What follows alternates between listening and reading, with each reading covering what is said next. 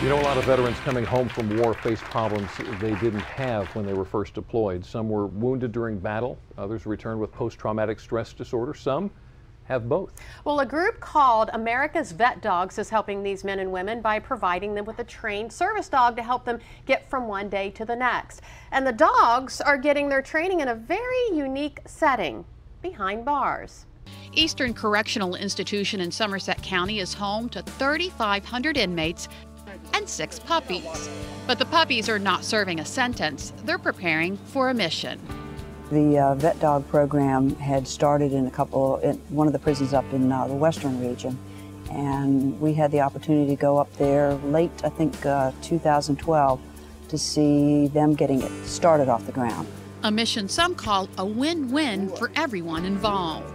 Well, it's not just the inmates, it's staff and the community as well. I mean, when you're looking at the Canine Veteran Program, it's such a meaningful program. It's training service dogs for our returning vets who are in dire need.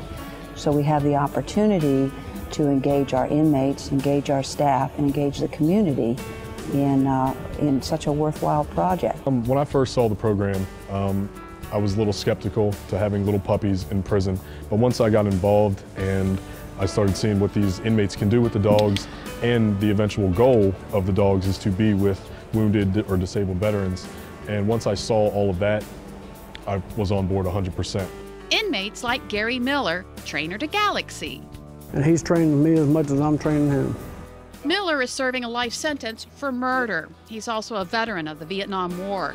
Miller says he probably suffered from post-traumatic stress disorder. Probably did, but we didn't know nothing about it back then. There was no such thing back in 1971 when we came back. We had nightmares and stuff about stuff that happened in Nam.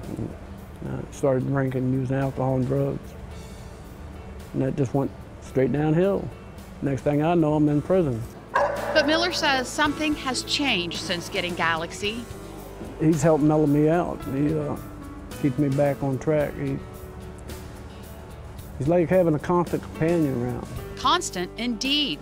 The puppies live in the cell with the inmates, and wherever the inmate goes, the puppies go.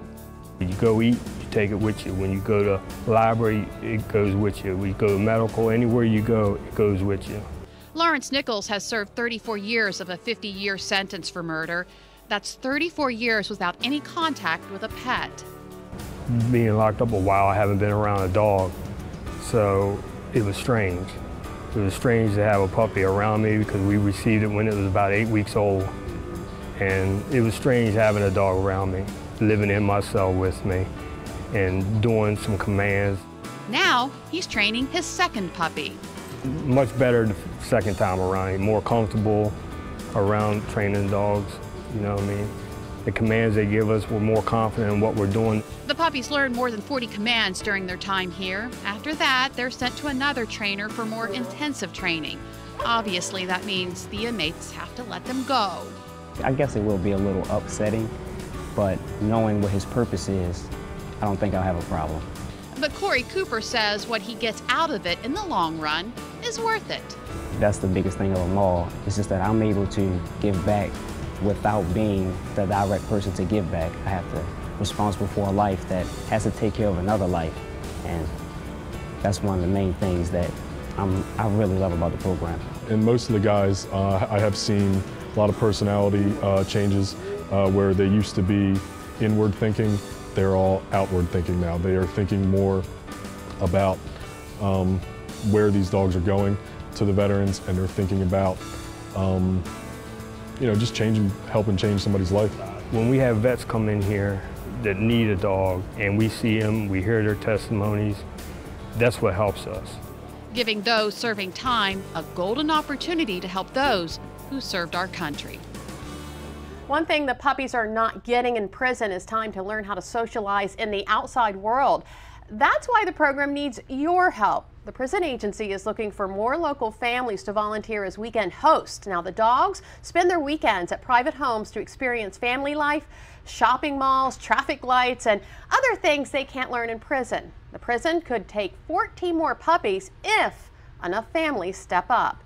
And if you would like to volunteer to be a weekend foster family, You need to visit WBOC.com and click on our picture at the top of the page. I guess it's pretty obvious to state there's some pretty hard cases behind bars. Yeah. And the puppies even softened them, didn't they? Yeah, gave them a reason, gave them a purpose. Now, while those men are trying to improve their lives and the lives of others while behind bars, another group is giving women the opportunity to help others after they're released from prison. Right now in the United States, there are as many as 200,000 women behind bars and more than 1 million women on probation and parole. Now, a lot of those women have families that are torn apart when mom enters the criminal justice system. One organization is helping women pick up the pieces when they're ready to start over. Good morning, A Miracle for Sure. Marsha Banks speaking. How may I help you? Marsha Banks is a woman on a mission, founder of a busy nonprofit, master's degree in public service, matriarch of a tight-knit family of 8, grandmother of 7, and not afraid to share her past with drugs and the law. I got sentenced to 1.5 to 5 years, endangering the welfare of my children. After 2 years in prison, Banks was released and determined to have a fresh start. I needed to stay clean. I needed to stay focused. I needed to take care of my family. For thousands of women, re-entry into life after prison isn't easy. Sabrina Whitsel served 8 years for a fatal drunk driving accident. When she got out, she had no place to live, no job, and limited skills. I was, computer illiterate, and I didn't even know how to use a cell phone. Sabrina's prayers were answered when someone referred her to Marsha Banks. For the past 10 years, Banks has helped women transition from prison, finding them housing, childcare, job training, and full-time employment. Sabrina works 40 hours a week at a local thrift store. Without a support system, many women land back behind bars. Marsha Banks calls her own success a miracle. I really wish I could say it was more to it than that, but I am a miracle, for sure. One woman defying the odds and helping others to do the same. Now, as of right now, all 12 apartments Marsha has are full, and she is looking for more housing.